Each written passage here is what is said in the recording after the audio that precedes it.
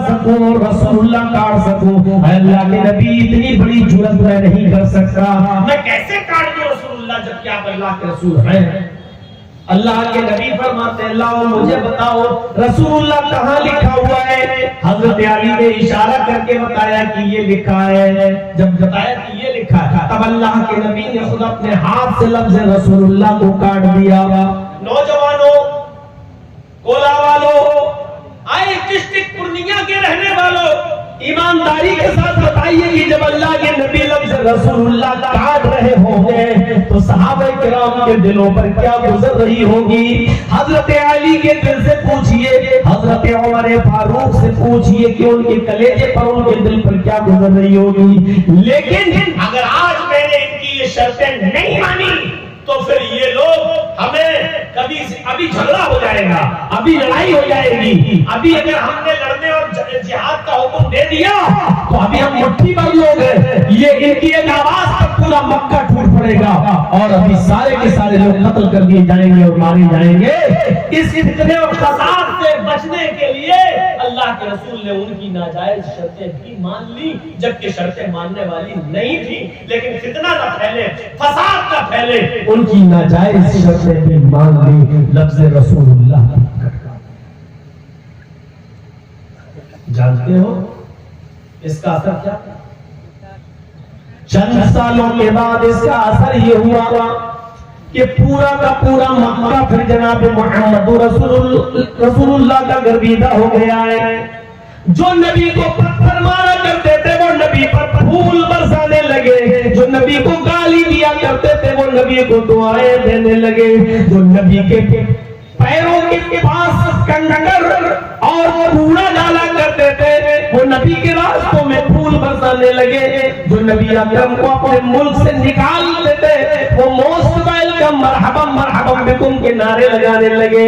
میرے بھائیوں، 10 سال کے بعد فاتحانہ طور پر جب نبی اکرم کا داخلہ ہوتا فتح مکہ کے موقع پر تو میرے بھائیوں 10,000 صحابہ کے ساتھ آپ مکے کے اندر داخل ہوتے ہیں اور ایک ہی جھٹکے میں پورے مکے کو اپنے ہاتھ میں لے لیتے ہیں اور پھر شرک اور بدعت کی خلاقتوں سے مکے کو صاف کر دیتے ہیں، یہاں تک کہ مکے کے خانہ کعبہ میں گھس جاتے ہیں، حضرت علی کے کاندھے پر سوار ہو جاتے ہیں، چھڑی لیتے ہیں، ایک ایک بت کو گراتے جاتے ہیں اور فرماتے جاتے ہیں جاء الحق وزهق الباطل ان الباطل كان زهوقا، جاء الحق وزهق الباطل ان الباطل كان زهوقا، حق آ گیا اور باطل تو مٹ گیا اور باطل کو تو مٹنا ہی تھا۔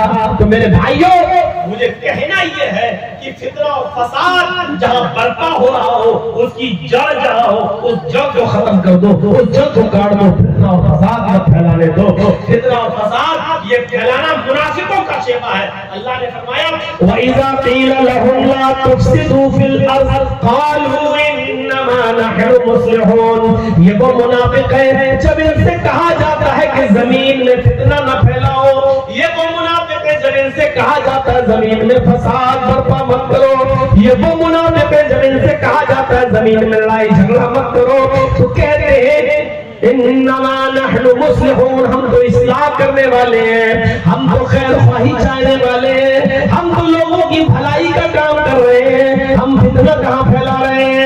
اللہ نے کہا الا، ہوشیار رہنا، ان لوگوں سے ہوشیار رہنا، انہم هم المفسدون، یہی فسادی ہے، یہی فساد برپا کر رہے ہیں، جو یہ کہنا چاہتے ہیں کہ ہم تو خیر خواہ ہیں۔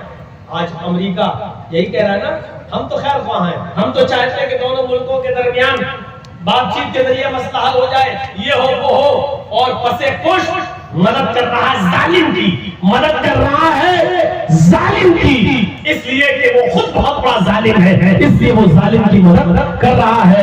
تو اللہ تعالیٰ نے یہی کہا انہم هم المفسدون، جو یہ کہے کہ ہم تو خیر خواہی چاہتے ہیں، ہم تو بھلائی چاہتے ہیں ان کی، الا، ہوشیار رہنا ایسے لوگوں سے، انہم هم المفسدون، یہی فسادی ہے، یہی زمین کے اندر فساد برپا کرنا چاہتے ہیں، یہی زمین کے اندر فتنہ پھیلانا چاہتے ہیں۔ اچھا فساد روکے گا کیسے؟ اس کا علاج کیا ہے؟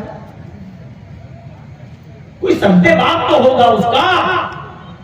تو آج میں بتاتا ہوں اور اسی پر ہماری تقریر ہے. اس کا سد بات کیا ہے؟ اس فساد کو کیسے روکا جائے؟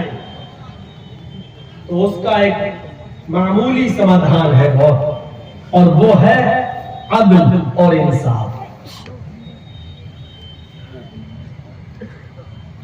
آپ عدل قائم کر دیجئے، انصاف قائم کر دیجئے، اپنے آپ امن پیدا ہو جائے گا.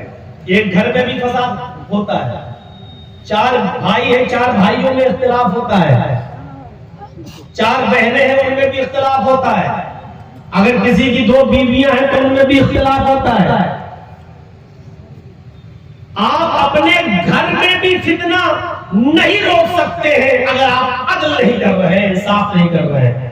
اگر آپ نے کسی بیٹے کو زیادہ زمین دے دی اور کسی کو کم دے دی تو گھر میں فتنہ پھیل جائے گا.